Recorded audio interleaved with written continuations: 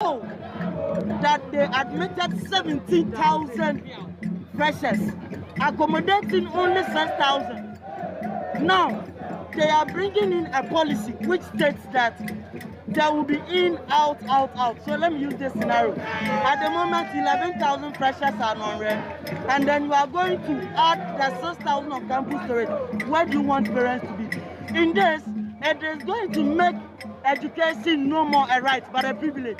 Because if you can afford to pay the huge hostel fees that is being charged there, then you can be there. Hostels alone, they are taking 96,000, 9,000, 4,000 for in a room, senior.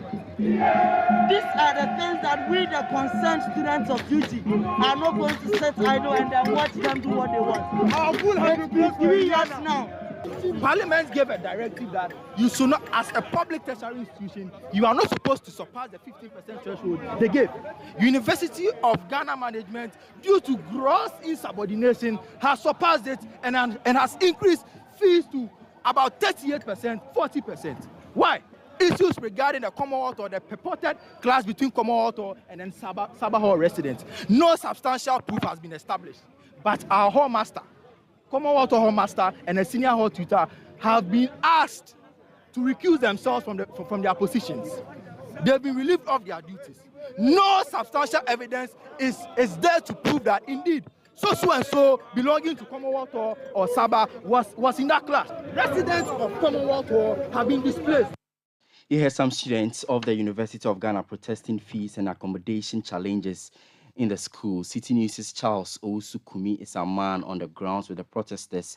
Let's get more from him. Well, Charles, the protests began from the Obra Spot here in Accra. Currently, where are the protesters? And then tell us how the demonstration has been.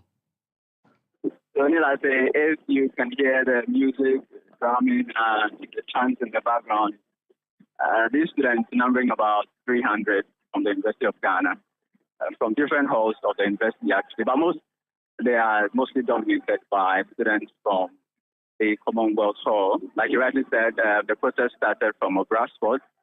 Currently, we just entered the Independence Square. It's been peaceful. Like I said, it's been amazing drumming and dancing while the students continue to protest and express some of the concerns that they have raised over time. Some of these concerns basically are two. They're talking about the increase in school fees, which they say goes beyond the 15% as been approved by Parliament.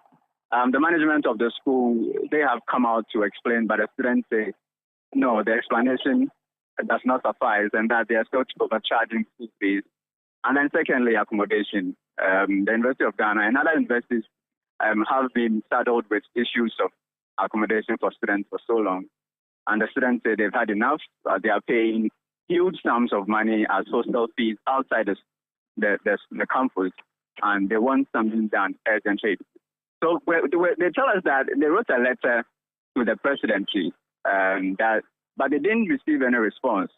Even though they didn't receive a response, they are hoping that someone for the presidency will come here to the Independence Square and receive their petition, which contains some of their concerns. Well, so they have been marching through the principal streets of the capital, and then they're expected to end at the Independence Square. When they get there, what are they going to do? So basically, they'll just be hanging around, singing, drumming, dancing, chanting some of the songs from the Vandals. And like I said, they'll be hoping that they'll receive a petition from someone from the presidency will come and receive that petition. If that does not happen, we don't know yet what the next action would be, but I'm sure we'll get that information and report that back to our listeners in our subsequent bulletin. But we are also aware that they have exhausted some internal, processes as far as this issue is concerned, and they have been resisting the increase in academic fees and also these accommodation challenges. With today's demonstration, what really are they expecting to achieve, and what are the key issues they've listed in their petition they are hoping that someone from the presidency receives?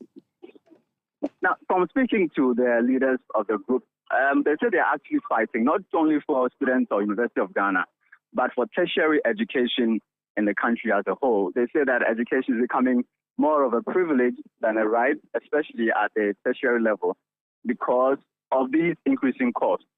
Hostels especially. Now, if you're an average Ghanaian and you get accommodation to the University of Ghana, you go in your first year, like the university policy, the in, out, out, out policy. You go in your first year, you get accommodation, even not all of them. So the university admitted about 16,000 students this academic year. Only 6,000 have been given accommodation on campus. And so the rest would have to go and look for expensive hostels from outside. And these students are saying that while we look on, university education is becoming increasingly very expensive and out of the reach of the ordinary Ghanaian. And so they say if nothing happens after this protest, they will go on and continue and do a series of other protests until urgent actions are taken about university fees and accommodation situations. All right, we are grateful. That's City News' Charles Owusu Kumi telling us more about that demonstration by some aggrieved members of the University of Ghana Concerned Student Association over the increasing cost of education and accommodation challenges in the school. This is still the Citi Prime News on 97.3 Citi FM live from our studios at number 11 Dr. Martin Loop in Adabraka in Accra. Also live across the country, all around the world on citynewsroom.com. My name is Ni Latte here with Eno Safo. If you do stay with us, we get to hear from Member of Parliament for Boku Central, Mahama Yarga, who has petitioned Shraj over alleged military killings and human rights violations in Boku. Citi Prime News at 12 midday. Update you on all the running stories and connect you to the newsmakers. You're welcome back. The Member of Parliament for Boku Central, Mahama Yarga, is seeking a 500,000 cedis compensation for families of 10 people who were killed this week in Boku. He has thus petitioned the Commission on Human Rights and Administrative Justice, Shraj, over what he terms as several acts of violation of human rights by the military. He wants Shraj to investigate the death of the 10 people who were allegedly killed by officers of the Ghana Armed Forces engaged in the Operation Gongon, and also give eyewitnesses the opportunity to give an account of happenings that led to their death. My colleague from the City Newsroom, Zoe Abubeidu Ado, joins me in studio for more on that petition that the Member of Parliament has presented to Shraj. Well, Zoe, aside from the investigations and the compensation the MP is asking for, what more is contained in that petition? Okay, so this petition is actually on behalf of residents or some residents of Boko. And as you indicated, he has outlined 3 remedies being sought from Shraj. And one is the compensation of 500,000 cedis. The second one is to restrain members of the Ghana Armed Forces from further acts of brutalities in Boko in the exercise of their responsibilities to maintain peace. And lastly, adequate compensation to those who have suffered physical harm. So this is what the Member of Parliament for Boko Central has sent to Shraj.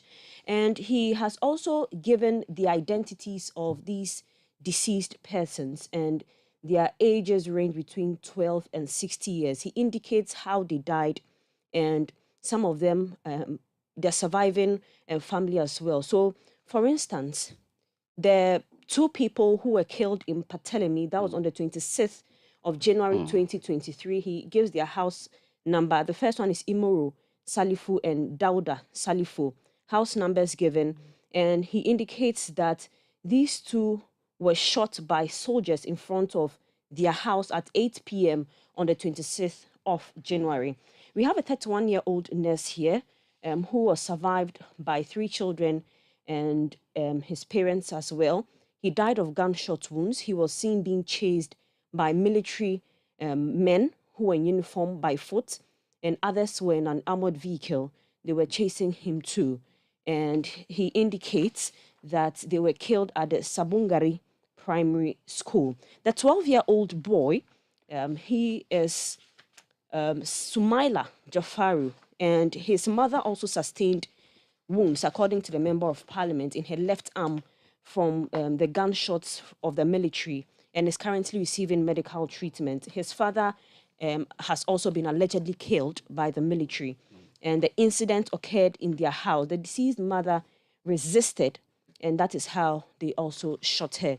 So 10 people have died. 2 died last week. 8 died this week. You know, earlier the member of parliament had indicated that 7 people had lost their lives. So the number is actually 8 now, and 2 people lost their life on the 26th of January. So these are the remedies being sought, and he has sent this petition on behalf of some of the residents of Boko. So these are 10 persons who have died, and the member of parliament is asking for 500,000 Ghana cedis each for the surviving families. But he's also been talking about some human rights violations, including women's rights that have been violated. Tell us more. Okay, so he indicates that among the rights violated included the sacred lives of the 10 people we have mentioned. And he also indicates that children's rights, women's rights, and property rights were also violated. So let me read portions of his petition to Shraj. He says, from the foregoing accounts, the fundamental human right to life enshrined in Article 13 of the Constitution of Ghana has been violated in relation to each of the deceased. Children's rights under Article 28 have been violated as well. Property rights have equally been violated. Women's rights have been violated as well. And let me quickly add that he also, you know, the military issued a statement. Exactly where I was coming to, yesterday. because point 3 of the petition indicates that the military do not deny shooting and killing these residents of Boku. And he's saying that he's rejecting the self-serving cover-up account of the circumstances. Yes, so he says that the military did not deny shooting or killing these residents of Boko. The military had indicated that they neutralized 6 people. And I'm sure that is where we want to, get some clarification on. What does it mean by neutralizing 6 people? So that is where these 6 people were armed men, according to the military. But he is saying that he rejects the self-serving cover-up account of the circumstances surrounding the brutal killings contained in the statement of the Ghana Armed Forces engaged in Opishigongo. He does not believe that they did not kill these 10 people. So the petition is dated today, Friday, February 3, 2023, and it's made by the Member of Parliament for Boku Central, Mahama Yarga, on behalf of the victims of the military killings and their families in that constituency. Thank you. That's Zoe Abubedu Ado from the City Newsroom giving us details of that petition by the Member of Parliament for Boku Central, Mahama Yarga, to Shraj over the recent killings of some persons in the constituency by the military. The Central East Police Command has begun investigations into the shooting incident where a security guard at Housing Mines was shot by some individuals purported to be robbers. Kofi Diaka was shot multiple times by the robbers who invaded the stone quarry site at Ewutu in the Ewutu West district of the Central Region. This is the 3rd consecutive time the quarry has been robbed. According to the health and safety officer of the quarry, Alexander Thompson, police have picked up shells of the bullets from the site to aid in their investigation. Yesterday night, the patrol team were here, tried to know what happened from 1 or 2 security and the general as well. Later, they combed the area and they saw traces of these fire gun shares, which they picked up. And then this morning, their bosses also came here, also interrogate people, asking a lot of questions as to what happened, why, and then necessary thing that we are trying to put in. And we are trying to gather information so that we will actually analyze it and then put in the mitigating controls like the security assistance you said. But the police has promised Net to also help us to put in those mitigating controls. Yeah, they were able to do away with some few monies, approximately 2,500, because they broke into the cashier room and they had access to those monies. That was the health and safety officer of the Housing Mines, Alexander Thompson. Now, the Private Health Facilities Association of Ghana is appealing to drug suppliers not to increase the prices they charge for their medicines. The group's appeal is on the back of an announcement by the National Health Insurance Authority for a 50% upward adjustment in tariffs for medicines and services covered by the National Health Insurance Scheme. Speaking to City News, the Vice President of the Private Health Facilities Association of Ghana, Samuel Boachedonko says an increment by drug suppliers will force them to also increase their prices, thus making government intervention difficult to implement. You buy drugs like 10 cities, NHI is paying 5 cities, and then when you take the 5 cities from the client, it becomes an issue. You have a co-payment and top up, and it's like you are extorting money from the client, which is not the best, which wasn't the best at all. Those were the situations, and then the some surgeries that we were doing and we used to do, the cost of it went so high. Though government has given us 10%, which is not enough, but we hope with it. We're hoping that these drug suppliers will not increase their price again, but it will remain where it is, so that we also don't increase things for the client. If they are the source of our main problem, when they start increasing their drugs and other products, then it's, cause us also to increase. So we are praying and we are begging them that let the price remain where it is, no increment again. Then we can just abide by the laws of NHI, and then we just give a very good quality service to all Ghanaians across the country. That was the Vice President of the Private Health Facilities Association of Ghana, Samuel Boachedonko. The National Road Safety Authority is calling on government to consider the dualization of major roads in the country as a priority to prevent the rampant road crashes. According to the authority, its data shows that the dualization of the Nsawam section of the Kumasi-Accra Highway has massively brought the road crash figures on that stretch down and wants similar ones to be done on various highways. Here's Director of Research, Monitoring and Evaluation of NRSA, Martin Owusu-Afram. We did a preliminary study with regards to dualization of our routes. It hasn't been a large-scale study, but we can say that even by dualizing Nsawam to Apija Junction in the eastern region has considerably reduced the road traffic crashes, injuries and deaths on that corridor. And eastern region has started recording significant reductions in road traffic crashes. So we would like to encourage the authorities that where the resources could be made available to have our routes dualized as much as possible. I think if we were to dualize Accra to Kumasi, the number of crashes and deaths that we are going to have will be minimized. And this is mainly because more people die from head-on collisions. So if the head-on collision is minimized, we may have some crashes, maybe run off here, a tire burst, some will get injured, a few may die, but it will significantly be reduced. Martin Owusu-Afram further stated that research conducted by the NRSA reveals that 90% of road crashes in the country are caused by human behavior. This, the authority believes, when addressed, will significantly reduce crashes. You know, when you look at the road traffic crash researches, we can conclude that over 90% of road traffic crashes are due to human behavior. It is interesting because people think that it's the road, but the road contributes a minimal percentage, and the condition of the vehicle also contributes a minimal percentage. This is because if your vehicle is not very strong or has a defect, and you, the human being behind the wheels, you're able to adjust accordingly, you're able to save lives. If, let's say, the road is pointing to a curve and the directional signs are there, or there's even an omission, if you are cautious enough, the human element is taken care of in here. We have distracted driving, drink driving, speeding, wrongful overtaking, being the key contributory factors to road traffic crashes in here. That was the Director of Research, Monitoring and Evaluation of NRSA, Martin Owusu-Afram. Now, residents of Teshi Mobile are raising safety concerns over construction works ongoing along the Teshi-La Scala link road. The residents say the drainage system under construction has become dangerous as some persons have fallen into the dugout and injured themselves in the process. Meanwhile, MC for the Lejokuku Municipal Assembly, Mordecai Akwashi, has however assured that the issue will be addressed. There is more in the following report filed by Citi News' Daniel Sakiti and read by Kweku Eduama Ansa.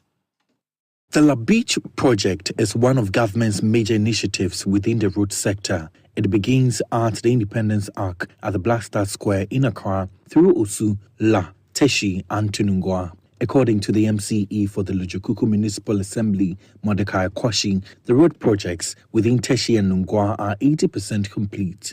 Residents are, however, concerned about ongoing works at Teshi Mobile as they lament inadequate safety measures put in place to prevent danger. Some residents who spoke to City News said the construction works have made it difficult to access their homes, while some residents say they have resorted to being extremely cautious while using the stretch. We have case. This house we have like most cases, like almost 15 cases here. And it's affecting us greatly. You see, kids cannot cross. We have to carry them back and cross.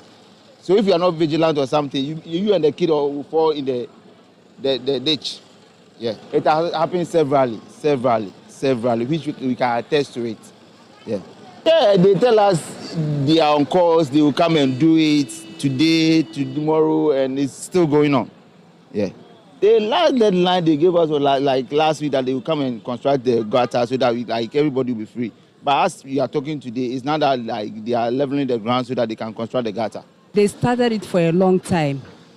And if you go from First Junction to Nungwa and from Kofi Annan to Labadi, they are finished. But we don't know the reason why they left this place. So from last week that we saw that they have started doing it, we are all happy.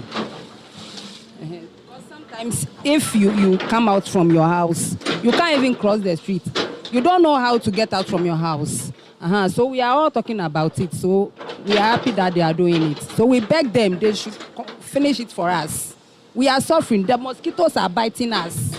We are all getting malaria. So we beg them, they should finish it for us. At the time of City News' visit, the contractor and his team had returned to site to continue with the project. MCE for Lujukuku Municipal Assembly, Mordecai Kwashi, in an interview with City News, indicated that all safety concerns raised by the residents will be tackled following the relocation of a pipeline which was impeding the construction of the road. We had some crash barriers around, most of all along there had been crashed. Those things that, like cement, you have to lift to the crane, what I'm talking about.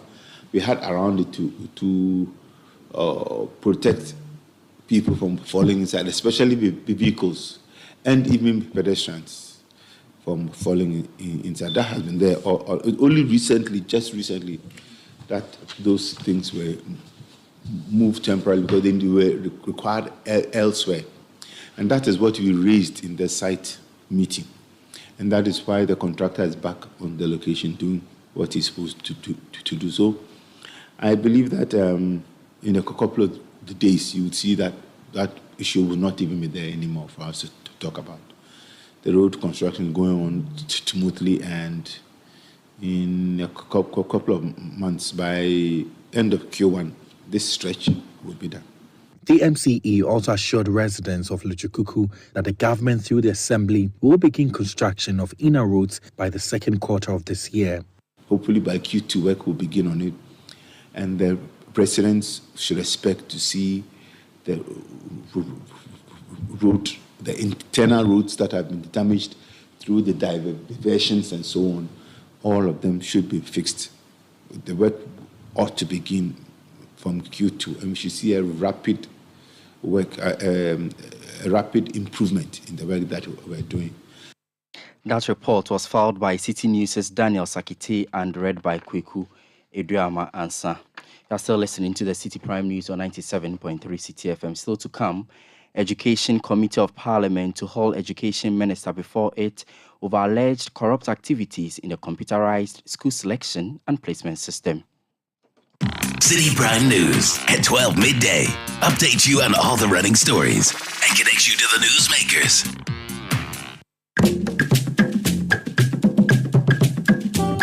Get ready for 7 exciting days of adventure through 13 incredible regions of Ghana with the promise of a rich cultural experience, introspective historical visitations, and exhilarating field days with nature. Prepare for 7 amazing days of a road trip filled with the sights, sounds, and the aura of a diversified people. Get ready because we are going on the expedition of a lifetime to discover Ghana from the 4th to the 11th of March on the Heritage Caribbean Caravan 2023. Pack your bags and let's set off on this spectacular tour from Greater Accra through to the Volta region, through to Eastern region, Ashanti region, Upper East region, Savannah region, Northern region, through to Northeast, Bono region, Ahafo region, Bono East region, Western North, Western region, and the Central region of Ghana. A journey full of fun, education, information, wonderful memories, and great bonding moments await you on the Heritage Caravan 2023. The Heritage Caravan 2023 is powered by Citi TV in partnership with the Ghana Tourism Authority with support from Citi FM and proudly sponsored by Hollad Ghana, the European Union, Malta Guinness, Ebony Condoms, Goyle Company Limited, National Lotteries Authority, and Baltic Mineral Water.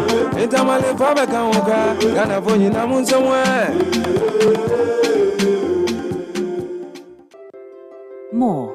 It's something we're promised a lot these days. But what does more actually look like? Well, in Emirates Economy, it's endless entertainment on the biggest screens in the sky plus live sport. That's more. Gourmet cuisine that gives you a taste of your destination, served with free-flowing drinks. That's more. Special meals and toys for kids to keep your little explorers happy. That's more. So whichever way you look at it, more really does mean more in Emirates Economy. Fly Emirates. Fly better. Citi Prime News at 12 midday. Updates you on all the running stories and connects you to the newsmakers. You're welcome back. Thank you for staying. This is still the Citi Prime News on 97.3 Citi FM, live from our studios at number 11, Dr. Martin Loop in Adabraka in Accra. Also live across the country, all around the world on citynewsroom.com. My name is Ni Latte here with Eno Safo. Let's do education, because the Education Committee of Parliament is set to haul Education Minister Dr. Yao Osei Edichum before it to answer questions relating to alleged corrupt activities in the computerized school selection and placement system. The placement system has come under scrutiny following allegations that some persons collect money in order to change schools for some parents and their wards. In an interview with Citi News, Deputy Ranking Member of Parliament's Education Committee, Dr. Clement Apak, said the committee will seek to hear from the sector minister measures he's instituting to prevent corruption during school placements. Our goal is to get to hear what the outcome of that committee's work has been, what recommendations have been made, who are those who have been identified as complicit, and then to seek from the minister how we can ensure that this does not reoccur. Given that there's going to be placement in next week or so with regards to the placement for 2023. So essentially our goal is to ensure that students who qualify on the basis of merit to be placed in grade A schools are not shortchanged because somebody is profiting for having access to the system. Dr. Clement Apak is Deputy Ranking Member of Parliament's Education Committee. Citi News' checks at the Asokoro-Mampong District Court in the Ashanti region show that all 43 students of the Krobia Asante Technical and Vocational School have met their bail conditions. The court on Thursday, February 2, admitted them to bail to the sum of 2,000 Ghana cedis each, with one surety, who was to be a parent or a guardian. The accused persons are also expected to report to the police once a week. The students were arraigned following disturbances in the school on January 22, which led to the destruction of public and private property. The case has been adjourned to 2nd March 2023. And the concerned Second-Hand Dealers Association says it may resort to legal redress or demonstration if attempts to get the Energy Commission to suspend the ban on the importation of second-hand appliances fails.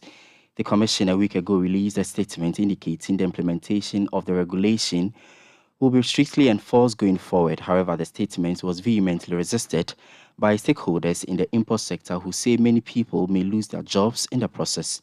The following report has more.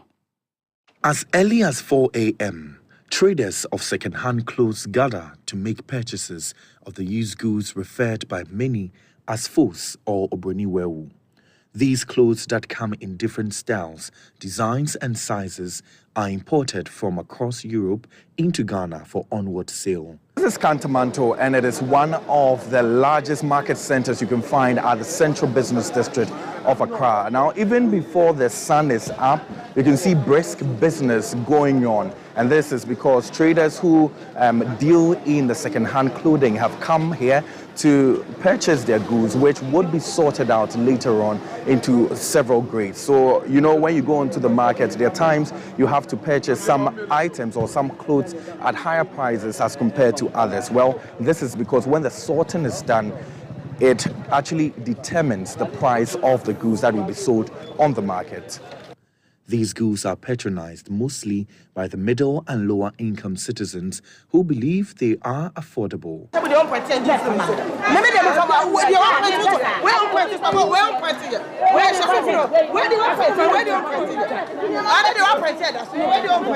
However, it is not only clothes that are imported into Ghana.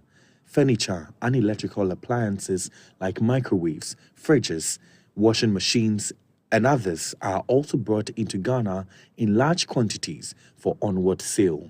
According to a section of the public, the desire for second-hand goods is financially motivated. For many, whereas brand new goods are sold at higher prices, second-hand goods are cheaper and serves its purpose. On the other hand, authorities in the eco space are worried that the continuous importation of used goods may have a negative impact on health, the environment, and the general well-being of citizens. The Energy Commission believes most of these appliances do not meet the minimum energy performance standards. Most of the appliances too are meant for maintenance, which they cannot do. So they bring it here and try to salvage some components from it. The question is, what happens to the debris? After you have removed components from it, what happens to the other ones? So you would mostly see them on the workshops. When you drive across town, you see people park their fridges there because they cannot repair them. If not for the recent action at Agbogloshi, this is where all these items found themselves. And at the end of the day, it's going into our water bodies. So there is a chain of implication. It is one, safety, fire outbreaks, two, high energy consumption, three, this high energy consumption having an effect on the payment of bills of these people, and they are not able to save monies in their pocket. Number four, environmental impacts. The debris that you would find, the refrigerant or the gases contained in these appliances are all regulated through the Montreal Protocol and Kigali Amendment. In Ghana, we are signatories and we have committed ourselves to these international treaties.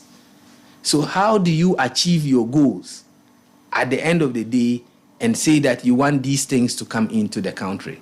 So we are very clear in our mind what it is. If we think products that are meant for recycling in Europe is good for our people in Ghana, we are saying bring technical documentation to show that those products will meet the minimum performance standards. And that is as simple as that. This has led to the ban of used appliances, which is being enforced by the Energy Commission. It has been passed. So let's look at creating awareness. What does the law say you should do? What is the requirement? What is your challenge about the requirement? And I think once we do this, people will appreciate it better. And number two, enforcement. When it comes to enforcement, these appliances are being imported through the ports. And thank God we have now the integrated custom management system, which makes sure that most of these items go through the paperless system. So it is two things. Before you bring the product, you need to describe the HS code of the product, which means that you have to pay the corresponding duty. Okay. And once you do that, the system automatically picks the regulator, which is Energy Commission with Ghana Standards Authority. So it is only if you want to beat the system that you will not describe it, which means you are smuggling. Okay. And that is the fear of most of these people, that they were not describing it. So now they have to describe, they have to pay the duty. Now the HS code doesn't know new or used, and it's important for Ghanaians to know this. On the contrary, dealers in the used product business are of the view that many jobs may be lost, with customers of goods affected negatively if the directive is carried out. The minimum price of new laptop is 7,000. from I3. So if your child is going to school and you have to buy laptop for that particular person, how are you going to afford that? But that same laptop, you can get slightly used around maybe 2,000, 2,005 with the same spec, maybe the same year. So if government does not listen to us and go ahead to implement this law, we as dealers, about 200,000 people are going to be affected. About 99% of this population are going to be affected. That's why we are pleading to the government for us to sit down. Other than that, this nation will go into a deeper crisis. Citi News' Kwekwe Dramansa put together that report. The Communications Directorate of the governing New Patriotic Party has slammed critics who say that the party is on an agenda to delay the election date for its primaries. The party's National Executive Committee was expected to officially set a date for its presidential and parliamentary elections yesterday, but the meeting ended in a deadlock. Some members of the party have been calling for an early Congress to avert any needless tension which will arise within the party. But speaking in an interview with Citi News, Director of Communications for the NPP, Richard Ahiagba, said the party is within the time frame in their constitution to elect a flag bearer. I'm not sure if I will gauge those who are speculating about what National Council has agreed, which is the position of the party. We're still within constitutional bounds to have the election any time now. When the committee, which is Bakbenu Committee, once they complete their work, they are very well advised on what the Constitution advises. So we're well within time to be able to do that. Article 1 provides that we do it 24 months, clear of the elections. But 4 is specific, that when we're in government, we should do it not later than 11. And if you look at the timelines now, we have, enough time to do that. Have you come to a conclusion on the next date that you would set to deliberate on the date? There wasn't a date decided. That is within the purview of steering committee, whose responsibility it is to manage the party day to day, to come up with a date and convene a meeting to address the matter. Richard Ahiagba is Director of Communications for the New Patriotic Party. Now, some consumers of electricity in the Ashanti region are calling on the Electricity Company of Ghana to work towards urgently addressing network challenges which have been causing many households and businesses to be without power for days. Following the increment of electricity tariffs by 30%, they want authorities to ensure improved services. Amadeo Belt Bureau Chief Edward Apomafo has the rest of the story. The announcement by the Public Utilities Regulatory Commission, PURC, that electricity and water tariffs will be increased by 30% and 8.3% respectively has started taking effect.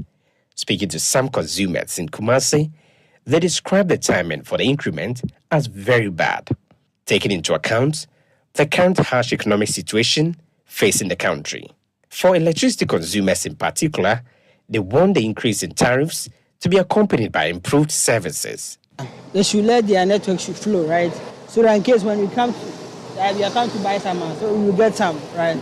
Because when the network is not flowing, at the same time they have increased their prices. Let's say, for instance, maybe I have customers to serve in my shop and there's no lights, and I go back to the shop and I couldn't serve them. At the end of the day, I'll lose because there's no lights and they have increased the price too.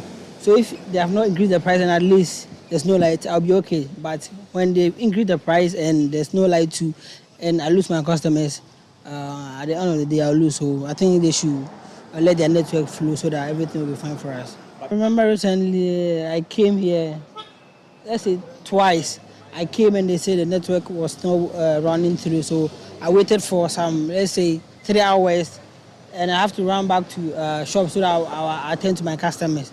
So I went, and the following day I came back to the same thing. So what we are saying that they should let their network flow so that at least we will be able to get a light so that we serve our customers. The network, you see the transportation, like people will be coming from far places to come and buy their light, but when they come and they say the network is really bad, so they have to improve. You'll be taking transport and come here that we want to buy our lights, and later on they will say that there is no network. I don't know why there is a reason for them saying there is no network. Sometimes when I come, I don't understand why they always say there is no network. There have to be a possible solution for this. You know, it's light that we use to do everything that like we need. Some use it for like a lot of things. So when you increase the price of the lights like that now, I don't see to it it's a good...